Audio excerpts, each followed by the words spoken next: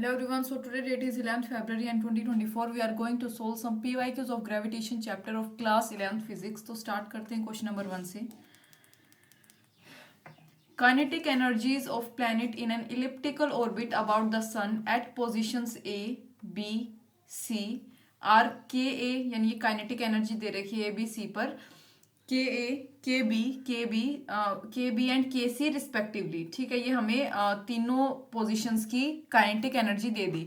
ए सी यहाँ पे major axis है, ये देख पा रहे हो आप इधर, और एस बी यहाँ पे परपेंडिकुलर. ऑब्वियसली एस बी क्या है, इसके परपेंडिकुलर है, किसके, ए सी के, at the position of sun as shown in the figure. Then ये पोजीशन किसकी है, सन की है. तो यहाँ पे हमें बताना है देन क्या रिलेशन होगा, क्या इनका ऑर्डर होगा, क्या कुछ है, ये इसके बारे में हमें यहाँ इसको मतलब कि इंफॉर्मेशन देनी है. तो डायरेक्ट अपना क्वेश्चन सोल्व करेंगे.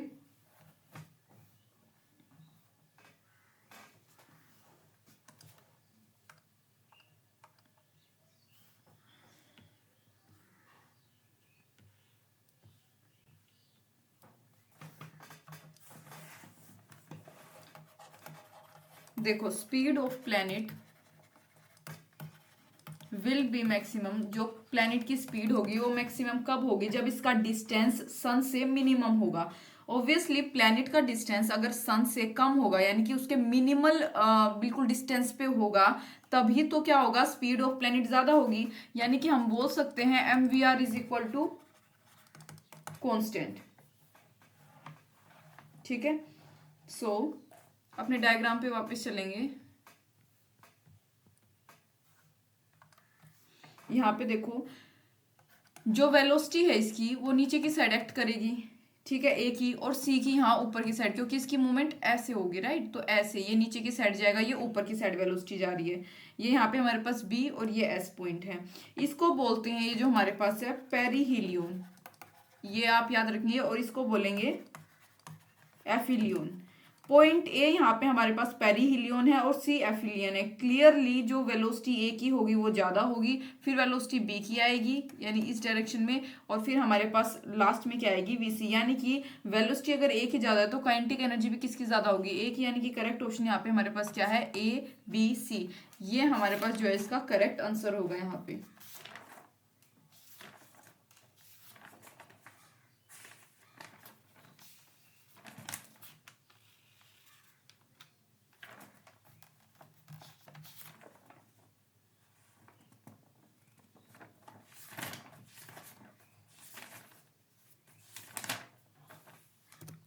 पेरीहीलियन और एफिलियन क्या होता है ये भी समझ लो. पेरीहीलियन एक पॉइंट होता है अर्थ के ऑर्बिट का जो कि सन के नियरेस्ट होता है. अब ये देखो, ये सन के पास है, और ये एफिलियन का मतलब होता है जो उससे दूर हो, उसको एफिलियन बोलते हैं.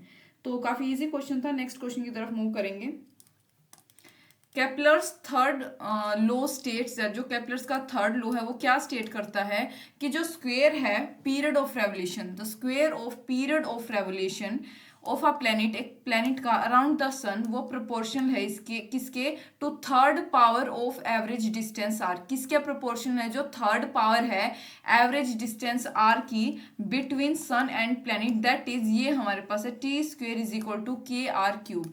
यहाँ पे के कॉन्स्टेंट होता है अगर मासेस किसका, सन का और प्लेनेट का, एम, कैपिटल एम और स्मॉल एम रिस्पेक्टिवली है. तो as per Newton's laws of gravitation force of attraction between them, ये आपको पता है इसका फॉर्मूला होता है किसका, ग्रेविटेशनल फोर्स का, F is equal to G M M upon R square, जहां पे जी क्या है, ग्रेविटेशनल कांस्टेंट होता है.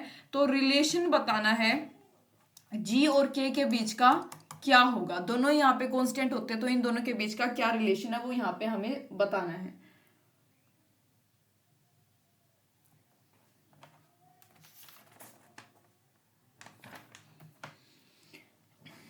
देखो, जो वेलोसिटी होती है ऑर्बिटल की, ये फॉर्मूले हैं, ये आपको याद रखने. इज इक्वल टू वो होता है root G M upon R. Time period का फॉर्मूला क्या होता है according to our chapter, 2 pi R upon velocity of orbital. यानी कि हम लिख सकते हैं 2 pi R upon root G M R into root R. ये हमारे पास आ गया. दोनों साइड पे स्क्वेयरिंग कर लेंगे.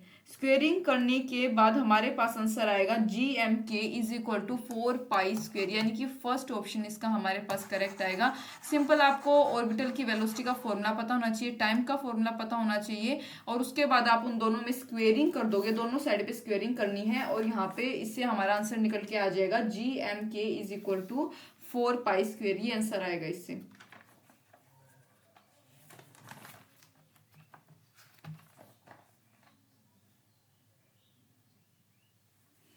मैं देख लेती हूँ अगर कुछ एक्स्ट्रा इसमें बताने का है तो इस क्वेश्चन में।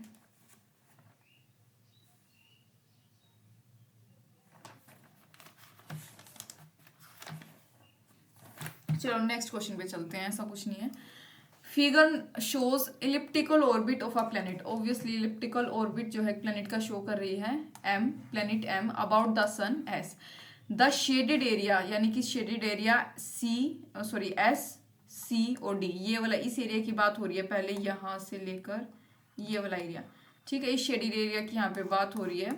Is twice the shaded area, ये जो एस ए बी वाला शेडेड एरिया है इसका 2 गुना है ये वाला, ठीक है, किसका, एस ए बी का 2 गुना है एस सी डी वाला। अगर T1 जो है टाइम है फॉर प्लेनेट, T1 टाइम है प्लेनेट के लिए to move from C to D, move करने के लिए T1 टाइम है इसका, ठीक है, and T2 is time to move from A to B, और T2 यहाँ पे ए टू बी मूव करने का है, then time to A to B then, ठीक है, आगे हमें इन दोनों के बीच का रिलेशन बताना है क्या होगा। यहाँ पे हम केपलर्स के लॉ का यूज करेंगे, इसके लिए हम स्पेस बनाएंगे थोड़ा सा जो है, ताकि यहाँ पे कंजस्टेड ना लगे, आपको अच्छे से समझ आ पाए क्लैरिटी के साथ। देखिए, अकॉर्डिंग टू केपलर्स लॉ के अनुसार जो एरियल वेलोसिटी होती है प्लेनेट की अराउंड द सन, वो ऑलवेज रिमेन्स कांस्टेंट, वो हमेशा कैसी रहती है, कांस्टेंट, ठीक है, यानी कि हम एस सी डी, आपको पता है अब एरिया क्या था वहां पे, A1 माइनस T1 कर सकते हैं, ये एरियल वेलोसिटी कांस्टेंट है। सिमिलरली एस ए बी वाला जो शेडेड एरिया था वहां पे A2 माइनस T2 कर सकते हैं।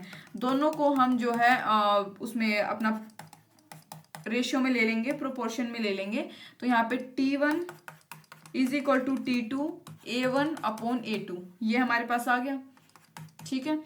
टाइम 1 हमने बाहर जो है अलग से ले लिया, और हमें क्या दे रखा है कि एरिया जो सेकंड वाला उसका ट्वाइस है एरिया 1, राइट, ये हमें गिवन है क्वेश्चन के अनुसार। तो यहाँ पे इसको फर्दर सोल्व कर लो, T2 इंटू यहाँ पे A1 के प्लेस पे आप 2A2 लिख सकते हो अपॉन A2, A2 से A2 कट गया, T1 is equal to 2T1,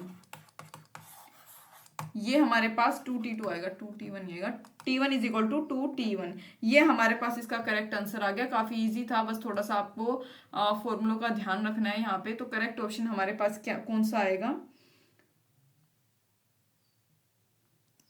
B 2, हाँ ठीक है, बी है हमारे पास इसका correct answer, T1 is equal to 2T2, ठीक है। नेक्स्ट क्वेश्चन की तरफ मूव करते हैं अब। Period of revolution of planet A, जो प्लेनेट ए का पीरियड ऑफ रेवोल्यूशन है सन के around is 8 times that of B, वो बी का 8 गुना है। समझिए क्वेश्चन को, जो पीरियड ऑफ रेवोल्यूशन है एक प्लेनेट ए का सन के अराउंड, वो बी का 8 गुना ज्यादा है। तो डिस्टेंस ऑफ ए का डिस्टेंस फ्रॉम सन, सन से जो ए का डिस्टेंस है is how many times greater, कितना ग्रेटर होगा देन दैट ऑफ बी के कंपैरिजन में फ्रॉम द सन, ये ठीक है। काफी इजी क्वेश्चन है, थोड़ा सा स्पेस बना के सोल्व करेंगे।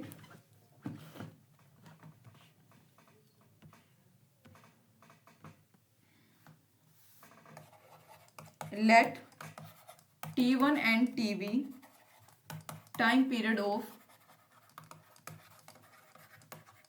A and B about sun, यानी कि time A is equal to 8 times of TB, given है ये चीज हमें, तो हम लिख सकते हैं TA upon TB is equal to 8, ये हमारे पास पहली इक्वेशन। केपलर्स लॉ का यूज करेंगे, जिसका जिक्र हमारे पास 2 क्वेश्चंस में ऑलरेडी हो चुका है। According to Kepler's law T square directly proportion है आर के क्यूब के, so TA upon TB is equal to RA का क्यूब अपॉन RB का क्यूब, राइट। सो इसको हम लिख सकते हैं R A upon R B का whole cube is equal to T A upon T B is equal to what 8, right.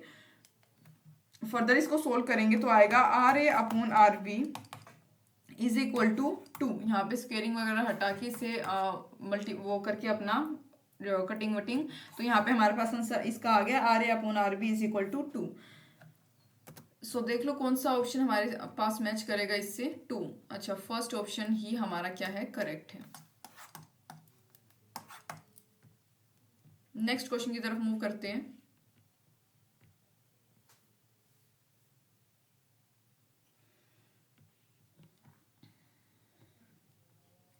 Distance of Neptune and Saturn, दो planet है from the सन, सन से इन दोनों प्लेनेट का जो डिस्टेंस है नियरली 10⁻13, नेपट्यून का 10⁻12 metre respectively Saturn का है।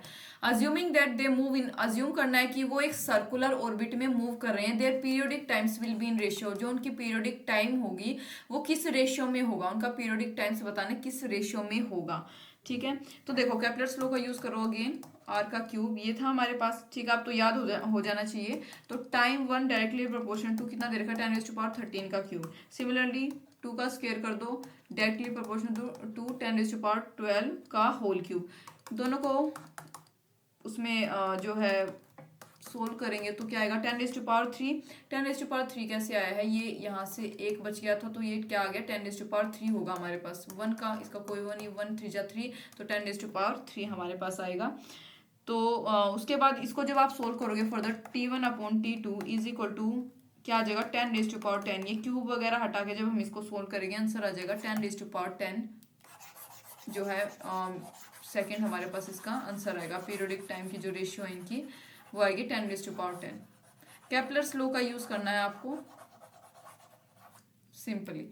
Next question, a satellite A of mass m, एक सैटेलाइट ए है जिसका मास m है, is at distance of r, वो r डिस्टेंस की दूरी पे है from the surface of earth. Another satellite b जिसका मास 2m है, is at a distance of, वो डिस्टेंस 2r पे है from earth centre.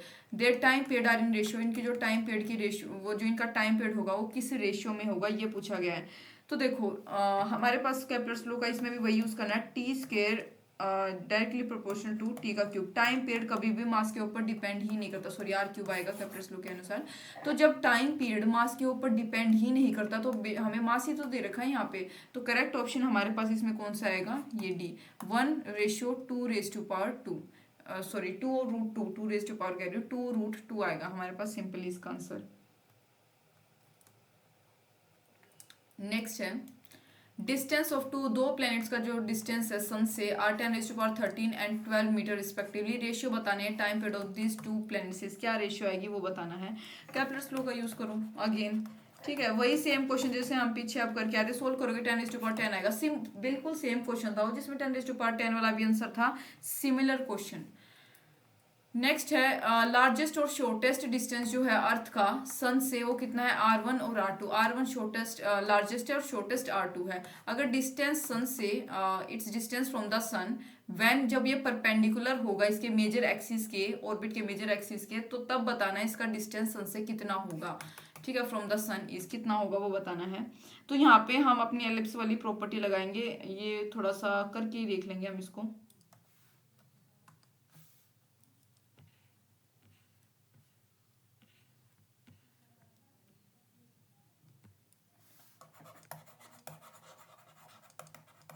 applying the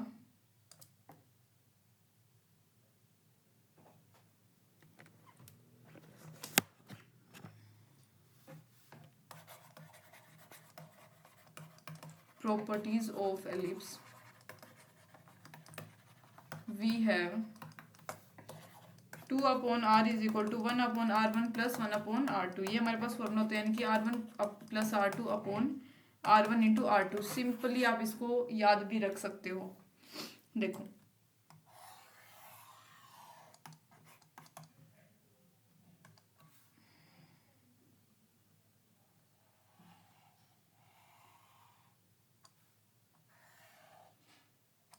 ये यहाँ पे हमारे पास इसका मेजर एक्सिस है, ये आर यहाँ पे क्या है, instant position of satellite, instant position of satellite. यानी कि आर इसको बोल सकते हैं हम। ये मेजर एक्सिस हो गया, यहाँ पे सन है, ये डिस्टेंस हो गया R2, ये हो गया कितना R1, ठीक है, ये छोटा सा एरिया। सो फॉर्मूला अपना यहाँ पे पुट करेंगे, R is equal to 2R1R2 upon R1 plus R2। हालांकि ये फॉर्मूला आप बिल्कुल जो है अगर ऐसे याद रख सकते हो, बेशक इसको याद रख लो, रेडियस का फॉर्मूला डिस्टेंस का सेम ही रहेगा। R is equal to 2R1 into R2 upon R1 plus R2, यानी कि करेक्ट ऑप्शन इसमें हमारे पास क्या आएगा, C, 2R1R2 R1 plus R2, ठीक है। सी ऑप्शन जो है हमारे पास क्या है यहाँ पे करेक्ट है। नेक्स्ट क्वेश्चन की बात करते हैं। 2 astronauts are floating in gravitation free space.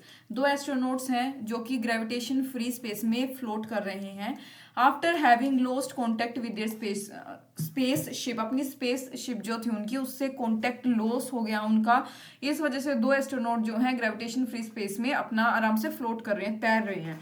The two will, तो क्या उनके बीच में होगा, मतलब कि वो एक दूसरे की तरफ मूव करेंगे, मतलब कि रिपल्जन होगा, उनका अट्रैक्शन होगा, क्या कुछ होगा, ये यहाँ पे हमसे पूछा गया है। तो मूव टुवर्ड्स ईच अदर यहाँ पे इसका करेक्ट ऑप्शन है। कैसे है इसका मैं आपको रीजन दे देती हूँ।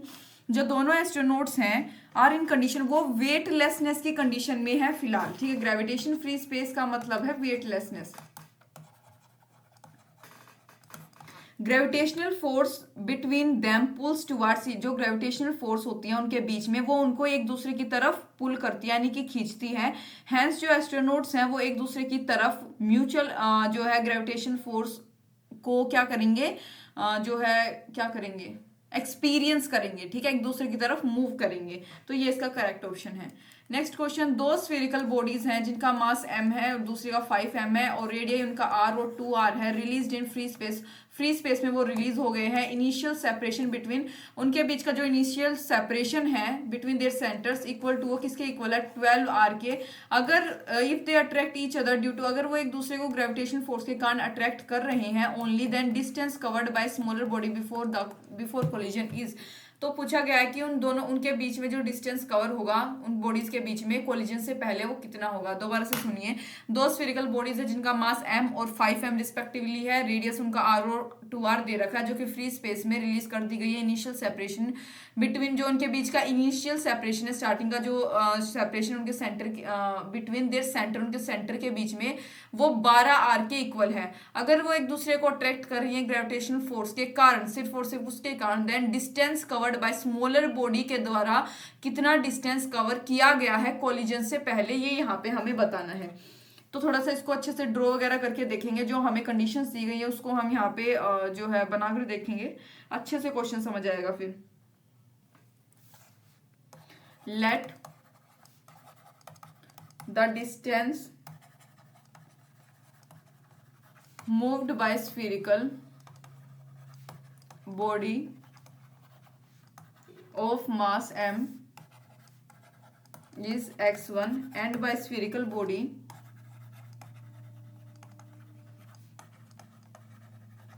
of mass 5m is x2। मान लो जो डिस्टेंस एक स्फेरिकल बॉडी ने मूव किया है वो मास m का, जो मास m का है वो x1 डिस्टेंस है, और by spherical body of mass जिसका 5m मास है वो कितना है, x2 है। यहाँ पे बना के देख लेते हैं, बिफोर कोलिजन वाली कंडीशन भी ले लेंगे और at the time of collision जो होगा वो भी अभी यहाँ पे देख लेंगे।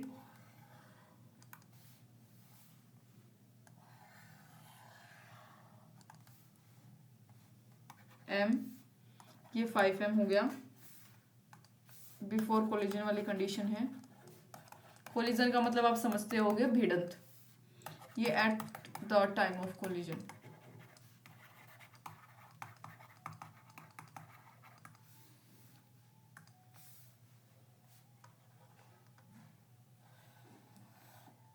ये 2r, ये r गिवन है हमें, और इन दोनों के सेंटर के बीच का कितना है, 12r, राइट।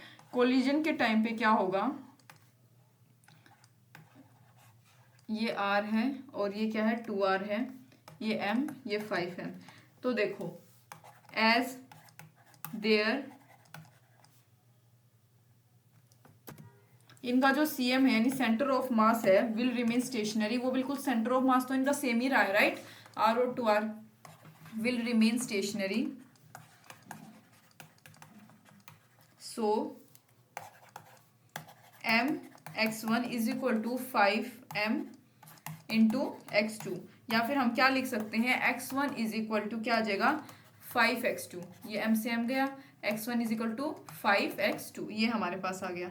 ठीक है, सो हम लिख सकते हैं x1 plus x2 is equal to क्या आ गया 9r, या हम लिख सकते हैं सो x1 इज इक्वल टू, इसको हम जब क्या करेंगे अपना वो सोल्व करेंगे तो आंसर आ जाएगा 7.5r, इसका करेक्ट आंसर होगा हमारे पास। ठीक है, तो ऑप्शन में देख लो कौन सा हमारे पास यहाँ पे ठीक है, 7.5, ठीक है, B option is the correct one. एक स्फेरिकल प्लैनेट है जिसका मास कितना है mp और उसका डायमीटर कितना है dp। ठीक है, एक स्फेरिकल प्लैनेट की बात करी जा रही है, मास उसका mp है, डायमीटर dp है। एक पार्टिकल है मास m का जो कि फ्रीली फॉल कर रहा है near surface of this planet, इस जो प्लैनेट के सरफेस के पास वो फॉल कर रहा है, वो क्या एक्सपीरियंस करेगा, एक एक्सीलरेशन ड्यू टू ग्रेविटी को वो एक्सपीरियंस करेगा, इक्वल टू, वो किसके इक्वल होगी ये पूछा गया है।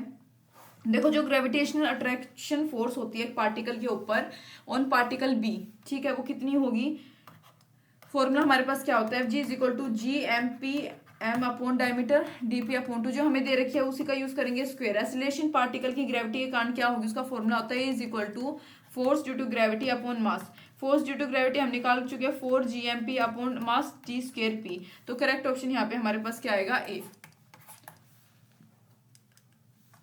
दो स्फेयर हैं जिनका मासेस m और m है, situated in the air, air में सिचुएटेड है, ग्रेविटेशन फोर्स उन दोनों के बीच की f है, स्पेस जो है मासेस के अराउंड में नाउ फिल्ड, वो एक लिक्विड के साथ फिल कर दिया गया है जिसकी ऑफ स्पेसिफिक ग्रेविटी, उसकी ग्रेविटी 3 है।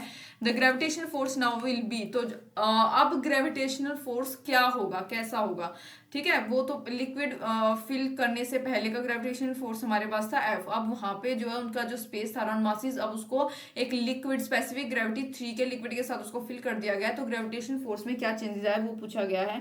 देखिए, ग्रेविटेशनल फोर्स जो है वो मीडियम के इंडिपेंडेंट होती है, सबसे पहले याद रखोगे ग्रेविटेशनल फोर्स जो है मीडियम के ऊपर डिपेंड ही नहीं करती, so this will remain same, तो उसके ऊपर कोई इफेक्ट ही नहीं पड़ेगा। मीडियम की बात करी गई ना, पहले तो वो बिल्कुल वैक्यूम था एक तरीके से बिल्कुल खाली, उसके बाद अब उसमें मीडियम आ गया, तो अब वो मीडियम के ऊपर डिपेंड ही नहीं करेगी ग्रेविटी, राइट, तो ग्रेविटेशन फोर्स का मीडियम से कोई लेना देना नहीं है, तो वो सेम ही रहेगी, तो यानी कि F is the correct option. Next question is what will be the formula of mass, mass का फॉर्मूला पूछा गया in terms of G small G, capital R और कैपिटल जी के टर्म्स में फॉर्मूला पूछा गया है यहाँ पे हमसे, किसका, व्हाट इज द, हाँ ठीक है, इन तीनों के टर्म्स में फॉर्मूला बताइए क्या होगा, तो करेक्ट ऑप्शन क्या आएगा इसका, ये फॉर्मूला हमारे पास इसका करेक्ट है। देखो, हम जानते हैं, क्या जानते हैं, M G is equal to G M M upon R square, ये होता है, राइट। देखो, force is equal to mass into gravity acceleration हम लिखते हैं, तो यहाँ पे M G is equal to G M M upon R square, ये फॉर्मूला होता है, तो इसको हम G is equal to M से एम गया, G is equal to G M upon R square, या हम इसको m को बाहर ले लेंगे तो कैसे लिख सकते हैं, क्योंकि तीनों चीजें हमारे पास दे रही है, तो m is equal to G R square upon G, so simple question, D answer है।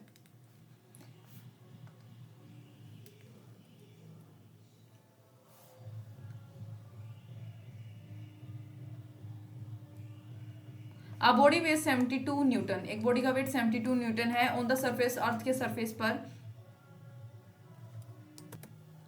व्हाट इज द ग्रेविटेशन, इसके ऊपर ग्रेविटेशनल फोर्स कितनी होगी वो बताना है, at a height equal to half the radius of earth, कितनी हाइट पे, जो कि रेडियस के हाफ, ठीक है, अर्थ की रेडियस के हाफ हाइट पर उस बॉडी की हमें ग्रेविटेशन फोर्स बतानी है, कितनी की, 72 न्यूटन वाले की, जो कि अर्थ के सरफेस के ऊपर है, ठीक है, ये बताना है। तो देखिए, स्पेस बना लेंगे इसके लिए थोड़ा सा,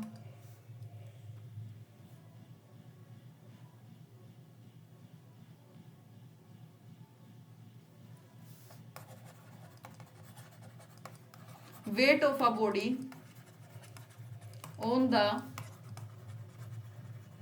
surface of the earth कितना आएगा, W S is equal to M G S, ये हमें कितना दे रखा है, 72 न्यूटन, राइट। तो एक्सीलरेशन ड्यू टू ग्रेविटी, यानी कि जी जो है हमेशा जो ग्रेविटी है वो वेरी करती है हाइट के साथ साथ, सो हाइट का फॉर्मूला r/2, ये मतलब बेसिकली हाइट का फॉर्मूला नहीं है, क्वेश्चन में हमें गिवन है, राइट, उसका अर्थ की रेडियस का half. So WH is equal to mgs upon, हम लिख सकते हैं 1+h/r, राइट। इस फॉर्मूले में हम h/r पुट कर देंगे, सो का होल स्क्वायर आएगा, इज इक्वल टू 72, हमें ये mgs दे रखा है, 1 प्लस हाइट के प्लेस में हम हाफ ये प्लेस करेंगे क्या, r/2, ठीक है, हाफ रेडियस। इसको सोल्व करोगे तो आएगा 72/3/2 का होल स्क्वायर, यानी कि 4/9 इंटू 72 इज इक्वल टू क्या आ जाएगा, 32 न्यूटन।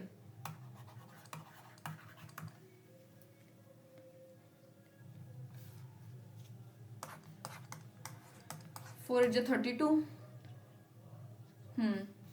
ये ठीक है हमारे पास।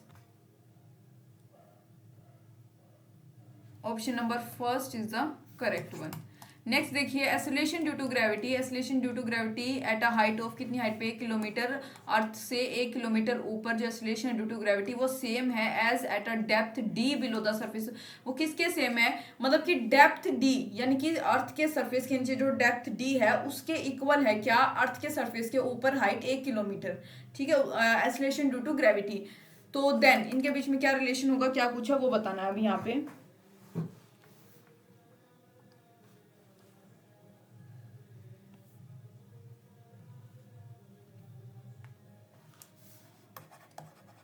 Above earth surface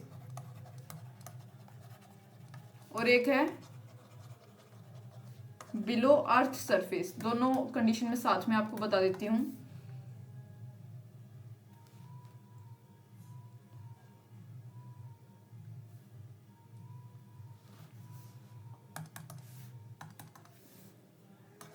GH is equal to, ये हाइट की बात हो रही है यहाँ पे, फॉर्मूला याद रखोगे, फॉर्मूले ये मतलब कि एग्जैक्ट फॉर्मूले आपको याद रख लेने हैं, 1 - 2h/re, ठीक है, अर्थ का रेडियस। बिलो अर्थ में देख लो GD यहाँ पे लिखेंगे, डेप्थ की बात हो रही है यहाँ पे h क्यों पुट किया, क्योंकि हाइट की बात हो रही है यहाँ पे, डेप्थ की बात हो रही है, इस वजह से d पुट करेंगे, सेम वही फॉर्मूला। अकॉर्डिंग टू क्वेश्चन के अनुसार जो हाइट की ग्रेविटी ड्यू टू एसलेशन है वो किसके इक्वल है, डेप्थ की, right. So we can write it as, clearly क्या देख पा रहे हो आप कि डेप्थ जो है d is equal to 2h, right. इससे ये कट जाएगा, इससे ये कट जाएगा, ये सब गया, तो d इज इक्वल टू क्या आ गया, 2h आ गया। सो इज इक्वल टू आ जाएगा हमारे पास 2 किलोमीटर। तो देखिए कौन सा करेक्ट ऑप्शन यहाँ पे हमारे पास है, इसका 15th का C। नेक्स्ट क्वेश्चन की तरफ मूव करते हैं। द हाइट एट विच, जो वेट मतलब उस हाइट पे जहाँ पे वेट जो है बॉडी का वो 1/16 जो है हो जाएगा it's weight on the surface of earth. The height H which, यहाँ पे इसका मतलब हमें हाइट निकालनी है क्वेश्चन में, ठीक है। Height eight which the weight of the body becomes 1/16 it's weight on the surface, मतलब कि जितना उसका वेट अर्थ के सरफेस पे होगा, कितनी हाइट पे उसका वेट जो है उसका 1/16 हो जाएगा, यानी कि उसका इतना पार्ट हो जाएगा, ये बताना है इज। तो एक मिनट,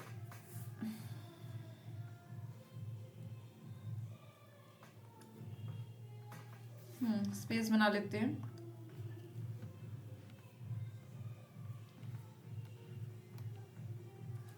देखिए फॉर्मूला हमारे पास है GM/m/r प्लस h का whole square is equal to 1 1/16 आएगा यहाँ पे, राइट।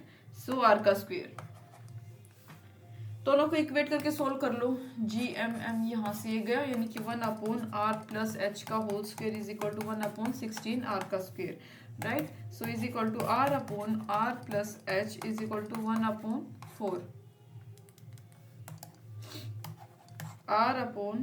सॉरी, हाँ ये एलसीएम वगैरह लेंगे यहाँ पे तो क्या आएगा सोल्व करके, r plus h/r is equal to 4, यानी कि height is equal to 3r। ये हमारे पास जो है इसका करेक्ट आंसर होगा। यानी कि 3R, यानी सी ऑप्शन यहाँ पे हमारे पास क्या है, इसका करेक्ट है। नेक्स्ट है, एक roller coaster is design such that, मतलब एक रोलर कोस्टर है उसको इस तरीके से डिजाइन किया गया है कि जो राइडर्स है वो एक्सपीरियंस करे क्या, वेटलेसनेस। ठीक है, वेटलेसनेस यानी कि जैसे पीछे हमने क्वेश्चन किया था इसी के रिगार्डिंग, दो एस्ट्रोनॉट जो कि फ्लोट कर रहे थे ग्रेविटेशनल एक फील्ड एरिया में, उनका जो स्पेस शिप के साथ कांटेक्ट था उसके लॉस होने के बाद, ठीक है, उससे कांटेक्ट कटने के बाद, एज दे गो राउंड, जैसे ही वो राउंड जो है, ऐसे आपको पता है रोलर कोस्टर जैसे राउंड राउंड भी होता है सर्कुलर फॉर्म में, तो ऑफ अ व्हील हुज, जिसका रेडियस कितना है, रेडियस ऑफ कर्वेचर कितना, 20 मीटर। स्पीड बतानी है कार की एट द टॉप, जो टॉप ऑफ द हिल है वहां पे उस कार की स्पीड कितनी होगी इस बिटवीन। तो यहाँ पे हमें दे रखा होगा, ठीक है, यहाँ पे इसका आंसर हमें बताना है क्या होगा।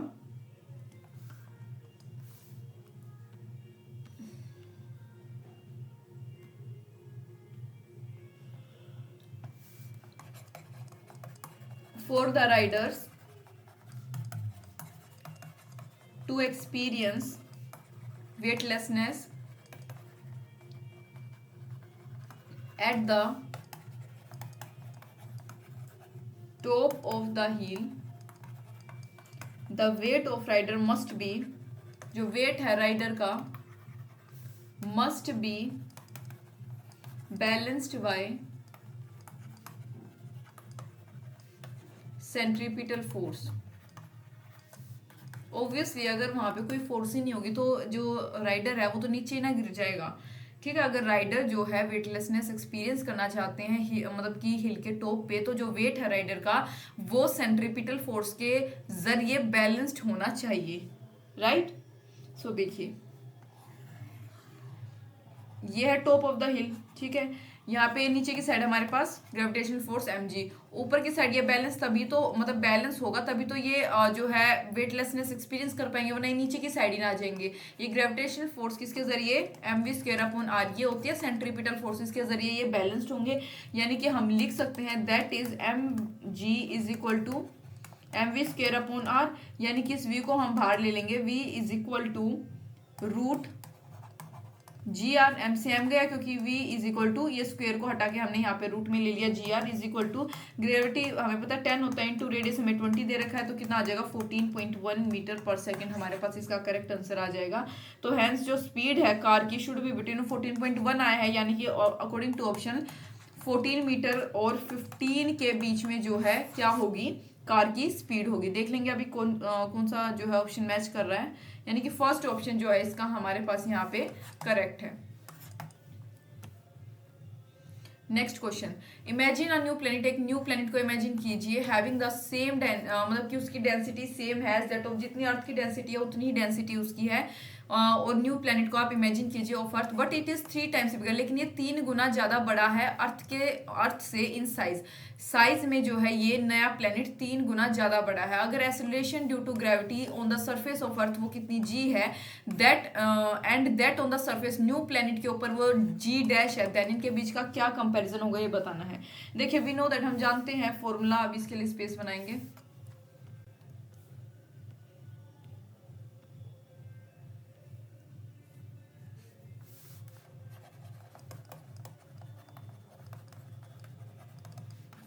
g is equal to G M upon R का स्क्वायर इज इक्वल टू, यहाँ पे क्या आएगा हमारे पास, इसका जो मास है g4/3 पाई आर का क्यूब, राइट, अपॉन में आर स्क्वायर, ये रो आएगा, डेंसिटी वाला हो गया ना। मास इज इक्वल टू क्या होता है, वॉल्यूम इंटू डेंसिटी, ये भी तो फॉर्मूला होता है, तो वॉल्यूम 4/3 पाई आर का क्यूब इंटू डेंसिटी, इस रो का मतलब होता है डेंसिटी, ये तो बेसिक फॉर्मूला मास का आपको पता ही होगा। इज इक्वल टू, इनको सोल्व करेंगे तो क्या आ जाएगा 4/3 पाई जी आर रो, ये हमारे पास आ गया यहाँ तक।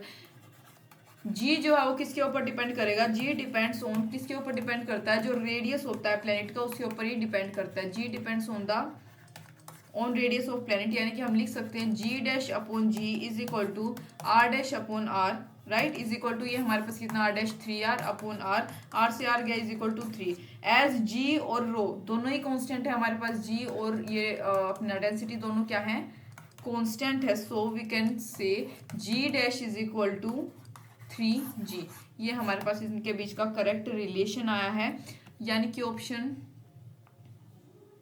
D is the correct. Next question है, डेंसिटी जो है एक न्यूली डिस्कवर्ड प्लैनेट की वो अर्थ की 2 गुना है। न्यूली डिस्कवर्ड प्लैनेट है, उसकी डेंसिटी अर्थ के मुकाबले उसकी 2 गुना है। Acceleration due to gravity at the top of the, मतलब कि जो टॉप ऑफ द प्लैनेट है वहां पे एक्सेलरेशन ड्यू टू ग्रेविटी किसके इक्वल है, that at the surface of, मतलब कि जितनी एक्सेलरेशन ड्यू टू ग्रेविटी अर्थ के सरफेस के ऊपर होती है उसके इक्विवेलेंट है। ठीक है, अगर रेडियस अर्थ का आर है तो रेडियस प्लैनेट का क्या होगा, वो जो प्लैनेट न्यूली डिस्कवर्ड है। इजी है, जी इज इक्वल टू जो अब तक हम फॉर्मूले कर रहे हैं उसी की मदद से करेंगे। ऑल्सो सॉरी, मास का फॉर्मूला आपको पता ही है, रो इंटू यानी density into volume 4/3 pi R का क्यूब अभी किया हमने। So G is equal to G 4/3 rho R का रो पाई आर। ठीक है, ये हमारे पास आ गया। सरफेस ऑफ अर्थ पे अगर बात करी जाए तो यहाँ पे हम क्या लेंगे, 2 गुना, यानी कि रो का ये डेंसिटी कितनी है उसकी ट्वाइस है, तो यहाँ पे 2p हम पुट कर देंगे आर डैश। और सरफेस पे अगर बात करी जाए normal at the surface of अर्थ, ये प्लेनेट की बात है, सरफेस ऑफ अर्थ पे बात करी जाए तो 4/3 जी रो पाई आर जो हमने अभी निकाला। तो आप जब इन दोनों को रिलेट करोगे तो आंसर आ जाएगा हमारे पास फर्स्ट, यानी कि ए ऑप्शन करेक्ट है, हाफ आर, यानी कि r/2 भी लिखा सकता है या हाफ आर, इस कंडीशन में कैसे भी आ सकता है। तो करेक्ट ऑप्शन हमारे पास इसका ए होगा। नेक्स्ट क्वेश्चन की तरफ मूव करते हैं। Acceleration due to gravity on planet A, acceleration किसकी वजह से due to gravity planet A पे is 9 times acceleration due to gravity on planet B. 9 गुना है किसकी, मतलब कि जो acceleration due to gravity planet B पे है उसकी 9 गुना है। कहाँ पे, acceleration due to gravity planet A पे। एक मैन जो है jumps to a height of, वो 2 मीटर की हाइट उसने जंप किया on the surface A, surface के ऊपर उसने 2 मीटर जो है जंप किया। What is the height of jump by the same person, मतलब कि हाइट कितनी होगी जंप की उस सेम पर्सन के द्वारा प्लेनेट बी पे, ये पूछा गया प्लेनेट बी पे कितनी होगी। थोड़ा स्पेस बना लेंगे।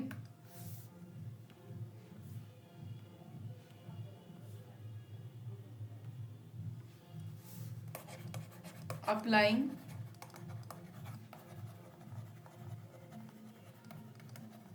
conservation of total mechanical energy principle,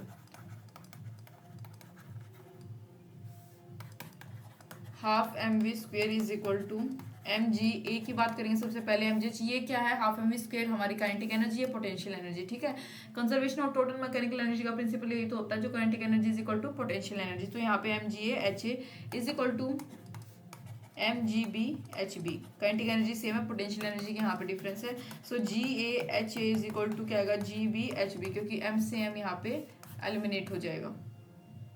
सो हम लिख सकते हैं H B is equal to G A upon G B into H A, यानी कि हमें दे रखा है 9 इंटू हाइट कितनी है 2 इज इक्वल टू 18 मीटर।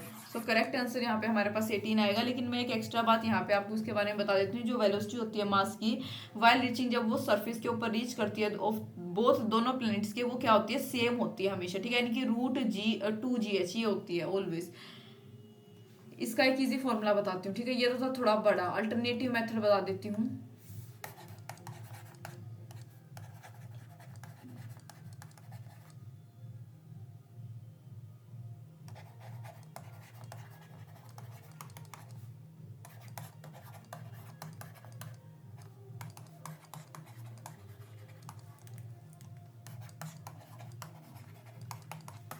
यहाँ पे हमें गिवन है जी के प्लेस पे 9 G into height 2, so 2h dash is equal to 36, यानी कि h dash is equal to 36/2 is equal to 18 metre. तो ये भी एक मेथड हो सकता है, जो सा आपको कन्वीनियंट लगे उसके साथ आप सोल्व कर सकते हो। सो यहाँ पे सी ऑप्शन हमारा करेक्ट है। नेक्स्ट क्वेश्चन है, अज्यूम करना है, assuming earth to be a sphere of uniform density. Assume करो कि अर्थ जो है एक यूनिफॉर्म डेंसिटी का स्फीयर है। व्हाट इज द वैल्यू, तो वहाँ पे जी की वैल्यू क्या होगी ना, माइन 100 किलोमीटर बिलो द, मतलब कि उस माइन में जो कि 100 किलोमीटर नीचे है अर्थ के सरफेस के। आर यहाँ पे हमें 6400 किलोमीटर दे रखी है। सो हम जानते हैं इफेक्टिव ग्रेविटी यानी कि जी डैश जो होता है eight depth below earth is given by, क्या फॉर्मूला था अभी पीछे मैंने आपको बोला था, हाइट और डेप्थ का दोनों का फॉर्मूला आपको याद कर लेना है। क्या था, g1 minus G upon R, D is equal to 100 kilometre दे रखा है, आर कितनी दे रखी है 6400 kilometre. So G dash is equal to 9.8 1 minus 100 upon 6400, ये कट गए। यहाँ पे हमारे पास इज इक्वल टू आया 9.65 मीटर पर सेकेंड स्क्वेयर, यानी कि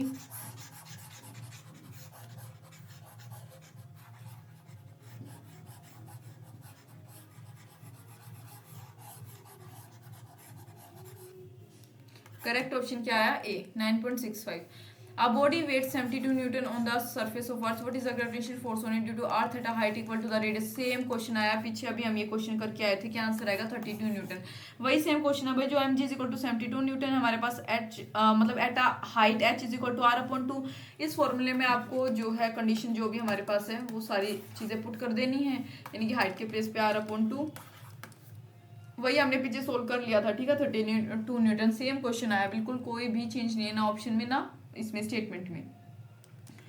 एक in a rocket a seconds pendulum is mounted. एक रॉकेट में एक सेकंड का पेंडुलम जो है माउंट किया गया। It's period of oscillation decreases when the rocket, उसका पीरियड ऑफ ऑसिलेशन किस कंडीशन में कम होगा। ठीक है, व्हेन रॉकेट, रॉकेट की क्या कंडीशन होनी चाहिए, तो comes down with uniform, moves around the earth in a geostationary, moves up with uniform acceleration। D option correct है। देखिए, according to time is equal to formula 2 pi length upon L upon G, right. तो when the rocket accelerate upward, जैसे ही जो है rocket ऊपर की side accelerate करेगा, जी इंक्रीज हो जाता है। जी इंक्रीज होगा, ऊपर की साइड जाएगा तो ग्रेविटी प्लस एसिलेशन दोनों चीजें होंगी। तो इस कंटेक्स्ट में हमारे पास डी ऑप्शन जो है इसका करेक्ट है। नेक्स्ट क्वेश्चन है, work done to raise a mass M. कितना वर्क डन की रिक्वायरमेंट होगी एक मास एम को रेज करने के लिए फ्रॉम अर्थ के सरफेस से टू अ हाइट एच तक, which is equal to radius over, जो कि अर्थ के रेडियस के इक्वल है। मेरे हिसाब से ऐसा क्वेश्चन भी हमने किया था। खैर दोबारा से देख लेंगे इसको। काफी नहीं नहीं, ये क्वेश्चन नहीं किया हमने, थोड़ा सा बड़ा जाएगा ये, स्पेस बना लेंगे।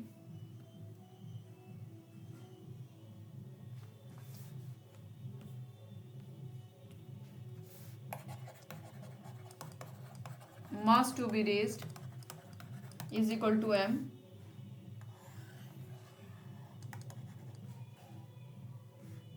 ये हमारे पास रेडियस हो गई, ये इतनी हाइट है, height is equal to R. Potential energy at the surface of earth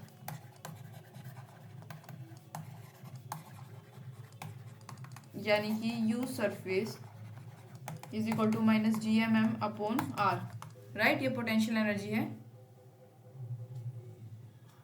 at the surface of earth. Potential energy at a height H from the surface of earth यानी कि H is equal to R, U height is equal to minus G M M upon 2r। ये हो जाएगी हमारे पास। Work energy theorem के अनुसार work done किसके equal होता है, चेंज इन पोटेंशियल एनर्जी, यानी कि work done is equal to height minus surface, surface की पोटेंशियल एनर्जी। सो दोनों को आप यहाँ पे लिखोगे,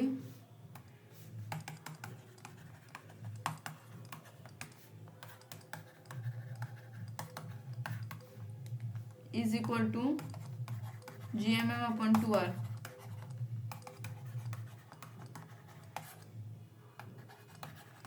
आप इसको इक्वेट करोगे तो हमारे पास क्या आएगा, एम जी आर अपॉन 2, क्योंकि जी एम जो है is equal to, that is G M is equal to G R square. So correct option M G R upon 2, यानी कि इसका करेक्ट ऑप्शन हमारे पास आ जाएगा, कौन सा ऑप्शन होगा, C option, half M G R. Assuming that जो ग्रेविटेशनल पोटेंशियल एनर्जी एक ऑब्जेक्ट की इन्फिनिटी पे वो कितनी है, जीरो है, तो जो चेंज इन पोटेंशियल एनर्जी होगा यानी final minus initial of an object mass M when taken to a height, जब हम उसको हाइट एच पर लेके जाएंगे अर्थ के सरफेस से, of radius R is given by, क्या आएगा। देखिए, एज पोटेंशियल एनर्जी का फॉर्मूला क्या होता है ये भी बता देते हैं, U is equal to minus G M upon R, या भी करके आए हम। ऐसे ही आप ए का लिखोगे, ए पोटेंशियल एनर्जी ऑफ ए, ठीक है, इसमें फॉर्मूला। बी का आप लिखोगे तो वहां पे क्या आ जाएगा हमारे पास, क्या आएगा, खैर मुझे लगता है करके बता देना चाहिए एक बार, चलो स्पेस बना के कर ही लेते हैं।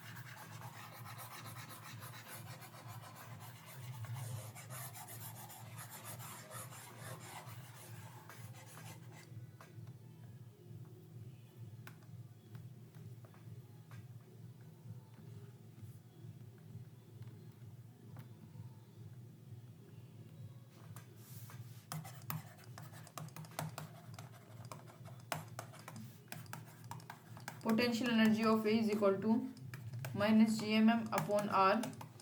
पोटेंशियल एनर्जी अगर मैं बी की बात करूँ is equal to minus G M M upon R plus H. So delta U is equal to क्या आ जाएगा, पोटेंशियल एनर्जी बी की minus potential energy of A. So minus G M M upon R plus H plus G M M upon R is equal to G M M H upon R into R plus H. ये हमारे पास आ गया, ठीक है, यानी कि correct option is the C1। Next है एट व्हाट हाइट, कितनी हाइट पे from the surface of earth जो ग्रेविटेशनल पोटेंशियल और वैल्यू ऑफ जी है वो कितनी हो जाएगी, -4.4 -5.4 इंटू 10⁻⁷ जूल के जी एंड 6 मीटर पर second respectively. Take the radius of earth है 6400 किलोमीटर। रेडियस कितना लेना है अर्थ का, 6400 किलोमीटर अज्यूम करना है। तो देखिए एज वी स्पेस बनाना पड़ेगा।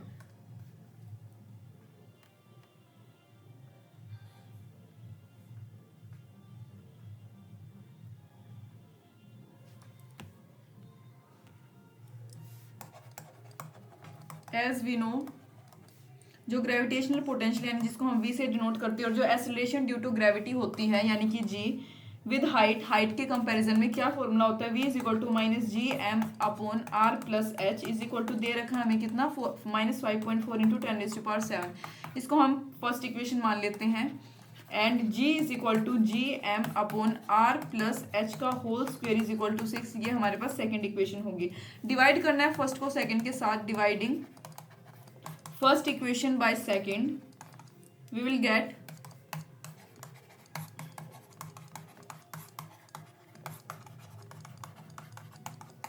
-4.4 इंटू 10⁻⁷ अपॉन 6 ये हमारे पास गिवन है।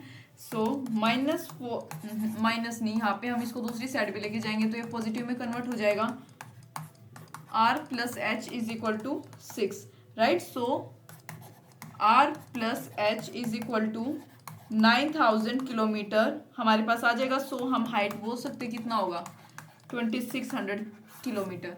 सो correct option will be first. Dependence on intensity of gravitational field की इंटेंसिटी के ऊपर डिपेंडेंस यानी कि E of earth with distance R from the centre of earth is correctly represented by, correct graph बताना है कौन सा है।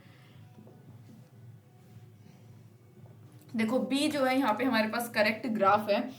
फर्स्ट सबसे पहले जो यहाँ पे आर है ये ग्रेटर देन किससे ज्यादा है, ये स्मॉल आर से, यानी कि जो इंटेंसिटी है हमेशा ग्रेविटेशन फील्ड की इंटेंसिटी वो डायरेक्टली प्रोपोर्शनल होती है किसके, डिस्टेंस के, राइट। देन व्हेन जब आर जो यानी डिस्टेंस ग्रेटर देन होगा रेडियस के, सो हम बोलेंगे उस टाइम पे ई इनवर्सली प्रोपोर्शनल किसके, आर स्क्वायर के। हैंस ग्राफ भी जो करेक्टली डिपिक्ट करता है जो हमारे पास इंफॉर्मेशन गिवन है। जो फील्ड स्ट्रेंथ होती है यूनिफॉर्म सॉलिड स्फीयर की, इसके अंदर वो डिक्रीज करती है linearly with R and become और at the end eventually zero हो जाती है। जैसे ही हम स्फीयर के सेंटर पे पहुंचेंगे वो क्या हो जाएगी, जीरो हो जाती है। नेक्स्ट एक body of mass m is taken from earth के सरफेस से उसको लिया गया to the height equal to twice the radius R. कितनी हाइट पे, मतलब कि जो अर्थ के रेडियस की ट्वाइस हाइट पे। And change in potential energy of body will be, कितना चेंज आएगा उसकी पोटेंशियल एनर्जी में पूछा गया है। करेक्ट ऑप्शन है 2/3 mgr। कैसे, देखो वही formula again, initial potential energy minus G M M upon R, final consider करोगे कितने, minus G M M upon, यहाँ पे हमारे पास दो ये हो गया एक ये, यानी कि ट्वाइस ऑलरेडी था, 2r प्लस आर कितना हो गया 3r, दोनों को इक्वेट करोगे आंसर आ जाएगा 2/3 mgr। ठीक है। सो इसी के साथ हमारे जो PYQs हैं वो फिनिश हो गए हैं। उम्मीद है आपको समझ आए होंगे। Thank you for watching.